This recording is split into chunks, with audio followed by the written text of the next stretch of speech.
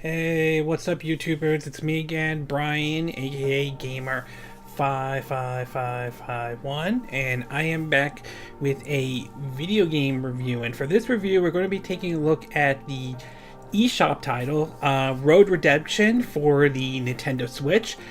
Game is also available on PS4, Xbox One, PC, Linux, and Mac.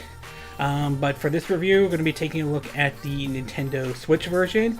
And if you're interested in any gameplay footage, though, I'll have a link in the description of this video, though. Anybody who grew up during the 90s or the 80s, though, may remember a certain racing game called Road Rash. I never got around to playing that game, although I have heard about it before. I remember seeing it at a friend who I remember a long time ago had that on their Sega Genesis, to remember reading about it coming to the Nintendo 64 though. Basically, it was a motorcycle racing game with a bit of combat in it, where you basically knock your opponents off their motorcycles and so forth. Some of the early games of Road Rash were, I think, basically you punch or hit your opponent out, while games like Road Rash 64, excuse me, had basically the idea of using like bats, sticks, or clubs to knock your opponents off their motorcycle and so forth. It was a sort of a combat motorcycle racing game, to be exact. But lately that series has kind of sort of faded, as we haven't really seen another entry in that game for, I think, for like a while and all that stuff. I think last time THQ did it for the Nintendo 64, but mostly the series has been from, well, EA, and with EA being EA, too busy figuring out how to turn games as a service and nickel and dime people to death, though, obviously that series, along with another one like Jungle Strike, obviously is fading into absurdity. So, much to my surprise, I think it was in 2014 or 2015 when a Kickstarter project, as a full disclosure though, I did back this game when it was announced for Kickstarter, and I'm not being paid, sponsored, or endorsed by the developers or the publisher. This is my opinion alone, though. Was for an announcement of the game Road Redemption, and they were aiming for bringing it to pretty much multiple consoles. Now, at the time, they were planning to bring it to the Wii U, but as the Wii U started to fade out and pretty much, unfortunately, not become the success that Nintendo hoped for, they eventually brought it over to the Nintendo Switch. Well, I got a chance to try the game out myself, and while it's far from perfect, it is, for those who are looking for a Road Rash type of the game, this is one you probably might want to take a look at. So now, why don't we get started with the pros and the cons. So we'll start off first with the pros.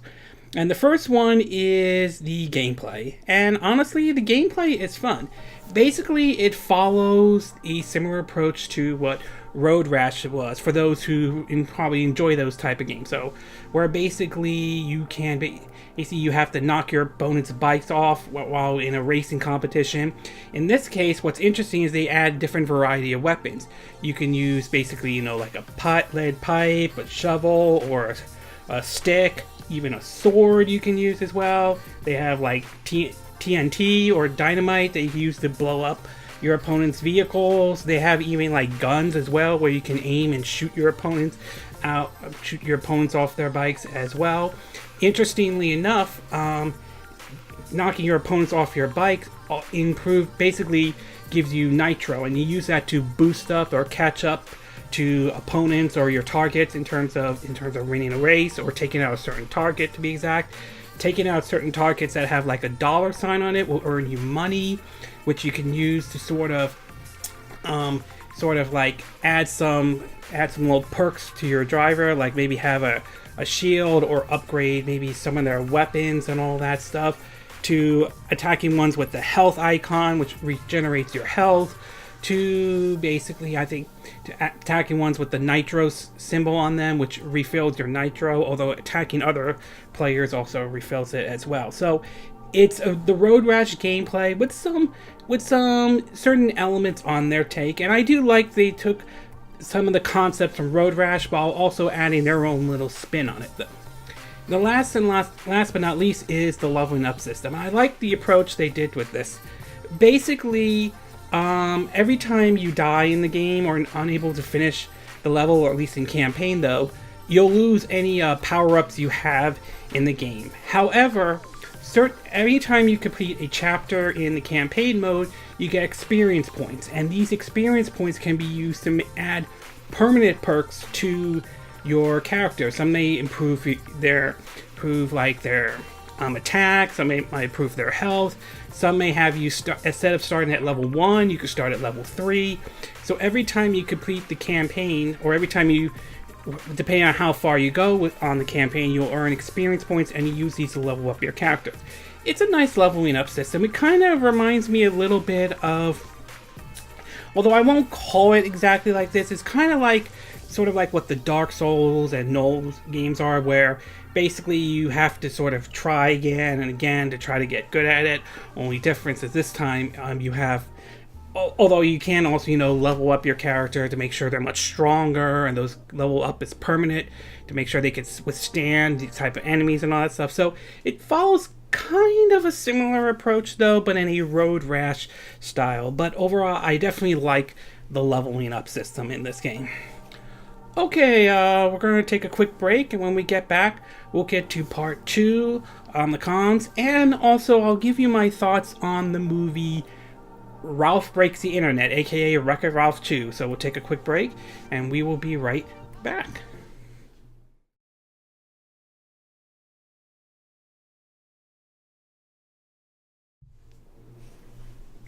Okay, and we are back with part 2 of our video review of Road Redemption for the Nintendo Switch. And now that I gave you my pros, why don't we get started with the cons? And for the cons, there are 3 that certainly pop into my head after playing Road Redemption on the Nintendo Switch. We'll start off with the visuals though. Now, the visuals in the game, the graphics are kind of a hit and miss. There are times when the game does look fine and everything, but there's also shows that the visuals aren't exactly great and all. I don't know if this has to do with perhaps the Unity engine, which I remember hearing that they were using that engine for Road Redemption, or it has to do with the Nintendo Switch. There is a possibility the PC, PS4, and Xbox One version and Links and Max might look a little bit better, but the visuals are kind of a hit and miss. Some of the graphics looks nice, but there are times when some of the graphics don't exactly look that great. Certainly some of the character animations, to be exact. So graphics are kind of a hit and miss and everything like that. The next one I do want to point out is that this game, based on my time with it, certainly has somewhat of a learning curve in this game. This is one it takes a little bit of practice to get used to it. Some of it has to do with knowing the fact that certain weapons, like for example the sword, you cannot kill another biker with the sword unless you remove their helmet, which the sword doesn't do that for some reason. You'll have to use like a lead pipe or your other melee weapon. To trying to switch between weapons while driving and while avoiding other hazards like other traffics or other players on there, and even supposedly aiming with your gun, which can be a little bit difficult at times though. So the game unfortunately does have, in my opinion, a bit of a learning curve. It doesn't make the game enjoyable or anything like that. It's still an enjoyable game. It's just there is sort of a learning curve. It's not something you could just dive into very easily. And last but not least, and this is one that I think is a little bit annoying. I wish that there was an option to change some of the control schemes in the game. As far as I'm aware of, I haven't seen any. And that is, I don't like the idea that the boost mechanic or the nitro mechanic is tied to the drive/acceleration button. Basically, in order to activate your the nitro or your boost for your bike, though, you have to hit the acceleration button twice on your controller. For the Nintendo Switch, it's the ZR button twice, though, and I find that a little bit can be annoying and sometimes frustrated, because there are times when I don't want to hit the nitro button at that exact moment, and sometimes the game registers I'm hitting the acceleration button twice. So I just don't like the idea where they put the boost mechanic, and I do wish there was an option to possibly change that as well. Overall though, while Road Redemption is far from perfect, I will say I did enjoy the game though. I mean, don't get me wrong, it's no Mario Kart or anything like that, But the gameplay is fun, though brutal, though, in terms of, the designs and everything like that. I do like some of the mechanics they had in the game. I do like the leveling up system, and I definitely like that they added, it sort of feels like a spiritual successor to Road Rash. So while we don't know if we'll ever get another Road Rash game, whether THQ, now THQ Nordic, has a license, or if EA has a license, which obviously, like Command & Conquer Rival, I wouldn't be surprised if they announce a Road Rash, but they're going to add so many microtransaction in it, though. That's EA for you, though. It's nice that we have this game, though. Again, it probably won't. There are those who still view Road Rash as a classic, and this game probably won't top that, though. But it is a nice spiritual successor to the game, and it's worth trying out and worth downloading on your Nintendo Switch, or if you have a PS4 or an Xbox One, or a PC or /Steam or Linux or Mac. If you have those, then go with that. But if the Switch is your main console, then I would say give Road Redemption a try. Okay, before I end this video, I do want to give my thoughts on the movie Wreck-It Ralph 2 that I saw in theaters with my nephews, to be exact. Now, I enjoyed the first Wreck-It Ralph, though. I love the homage to a lot of the old school video games in it as well, with Wreck-It Ralph being a homage to, Donkey Kong, Fix-It Felix being a homage to Mario, and seeing classic video game characters like ranging from Tapper, Q*bert, Pac-Man, and even Street Fighter characters like Zangief and Bison, Ryu and Ken, to be exact.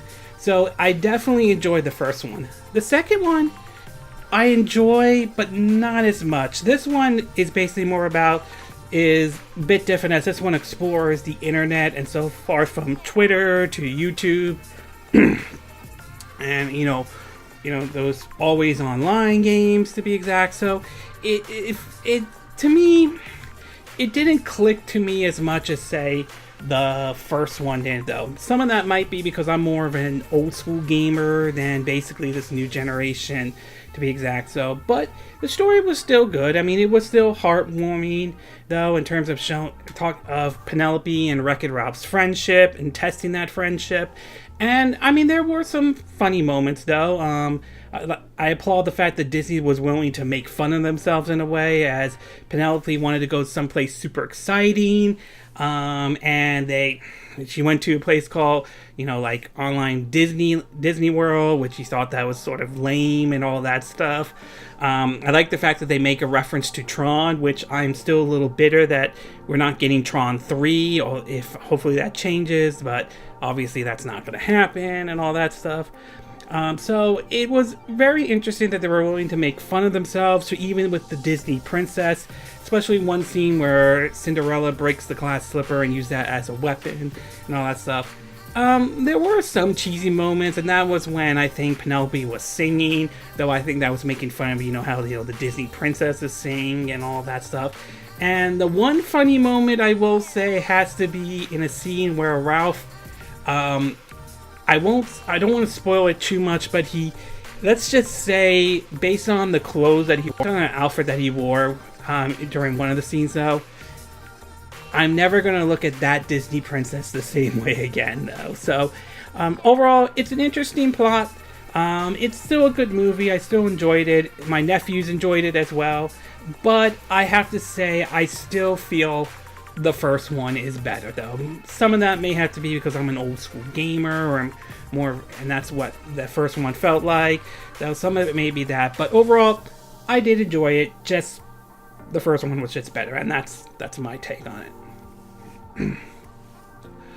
Okay, this concludes this video of Road Redemption for the Nintendo Switch, and my thoughts on Ralph Breaks the Internet, or Wreck-It Ralph 2. And again, these are my opinions, of course. What are your thoughts about Road Redemption? Is it a good spiritual successor to Road Rash, though? Is it a game that you would enjoy? Is it a game that you don't enjoy, though?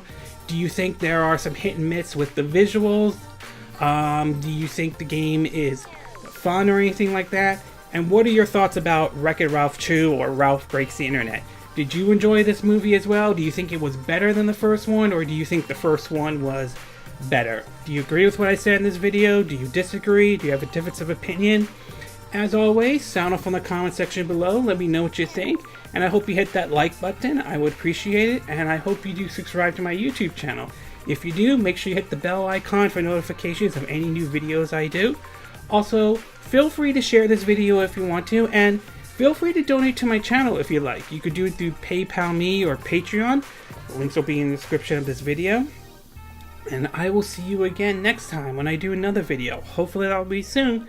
Until then, from Southern California, I wish you all a good evening then. Bye!